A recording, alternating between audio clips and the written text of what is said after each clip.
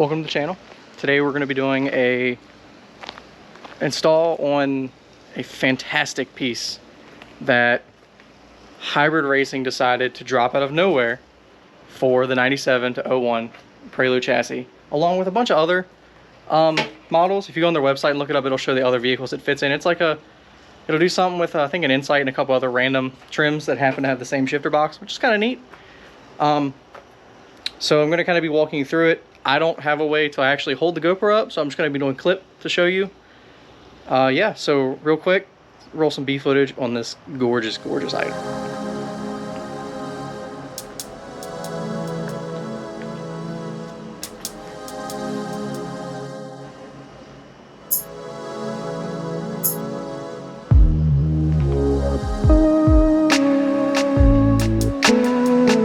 Alright, so now we're inside the car.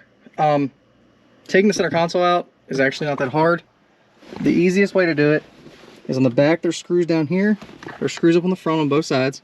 You gotta take these carpet pieces off up here. These. You have to take your boot off. Stock retainer. There's a piece back here. I get the camera right. Sorry. There's a piece back here. You gotta take this off. There's a screw on each side here. And then once you get all that off, and you remove the center console, it'll look something kind of like this. It'll look, you know, completely empty. There won't be a lot in here. Was there a mouse in here? What in the world? Apparently I had a mouse in this car that I was not aware of. That's super neat. All right. There's some change. Okay. So, by the way, when you lift your center console off, there is a plug right here. This is for the light in the ashtray. Not every car's got it. Mine does, but I'm not sure what other cars like. If it's a trim package thing, because I've definitely had 2 other 5th gens and they didn't have the light in the ashtray. So do with that as you will. So on this, there is a little metal tab right here. You got to pull that out. Pull this out and you get the cables out. There is a cotter pin on this side. This side's actually a nut and bolt right here. And then you remove these 4 screws here once you get the box out. So I'm gonna do that now. So a little tip, this guy, I kind of tore mine up a little bit. There's a little tab right there on the side. You guys stick a flathead in there and you push this little tabby right there in, like it goes like in, and allows it to come loose from that notch right there. And that's how you get this one to come out. This one's a huge pain in the butt. This one, this side, just comes out with a little pull clip, one of these guys. And these bolts are 14s, the 4 bolts here.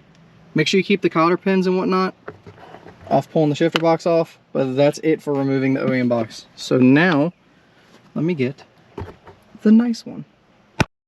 So for this gorgeous piece of machinery, you line it up with the holes, which I'm not pushing mine forward very well because I'm almost one-handed. Hybrid Racing supplies these super nice hex head bolts with washers, and the bolt size is a number 6. So you need a number 6 Allen wrench, hex head, whatever you want to call it. And then what you do is you just put the bolt on the washer. Note the voice crack that just happened. And then,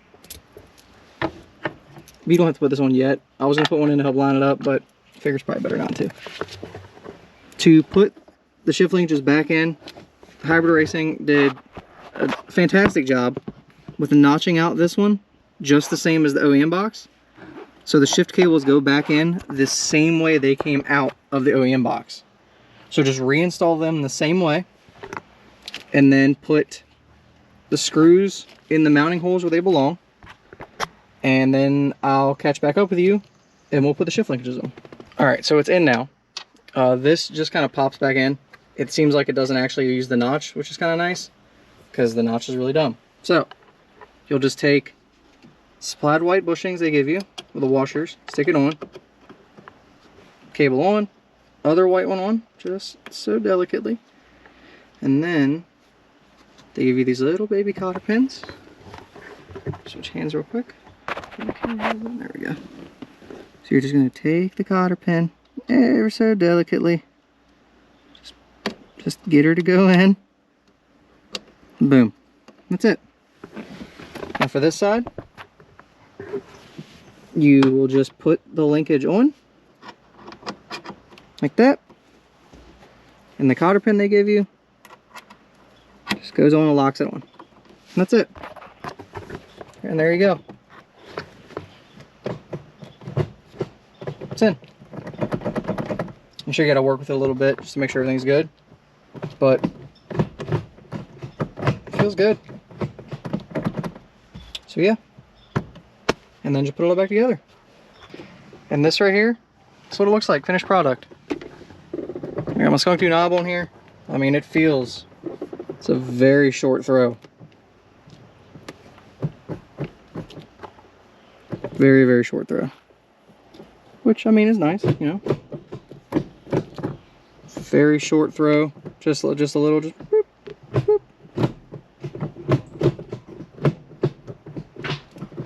Very short compared to the longer throw, which there are adjustments. I'm gonna leave it where it is now because you actually need to do some trimming right here. There's a, you know, your boot retainer if you want to go to the shorter setting, which I probably will eventually do. But for now, I just kind of want to see it in because I need to decide if I want to run a boot or not. I don't know if I want to cover this up. So, but yeah, it's very straightforward, very simple. And honestly, completely worth it. And that's it, hybrid racing. It's beautiful. So yeah, thanks for watching, guys. And I'll see you in the next one. Have a beautiful day.